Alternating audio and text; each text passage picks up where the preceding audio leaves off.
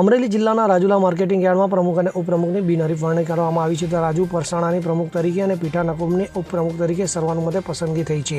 આ વરણી સાથે જિલ્લાની સહકારી સંસ્થાઓ પર ભારતીય જનતા પાર્ટીનો દબદબો યથાવત રહ્યો છે. તો રાજુલા માર્કેટિંગ યાર્ડના પ્રમુખ અને ઉપપ્રમુખ પદ માટે ગતરોજ ચૂંટણી યોજાવાની હતી, જોકે બંને હોદ્દેદારોની બિનહરીફ નિમણૂક કરવામાં આવી છે. તો આ સાથે રાજુલા માર્કેટિંગ યાર્ડમાં વર્ષોથી ચાલી આવતી ભાજપના શાસનની પરંપરા વધુ મજબૂત બની છે. તો ધારાસભ્ય ઈરા સોલંકીના પ્રયાસોથી રાજુલા માર્કેટિંગ યાર્ડમાં ફરી એકવાર ભાજપનો ભગવો લહેરાયો છે. તો હોદ્દેદારોની વરણી થતાં જ ભાજપના આગેવાનો અને કાર્યકરો મોટી સંખ્યામાં માર્કેટિંગ યાર્ડ ખાતે પહોંચ્યા હતા અને તેમણે નવનિયુક્ત હોદ્દેદારોને ફુલાર પહેરાવી શુભેચ્છાઓ પાઠવી હતી.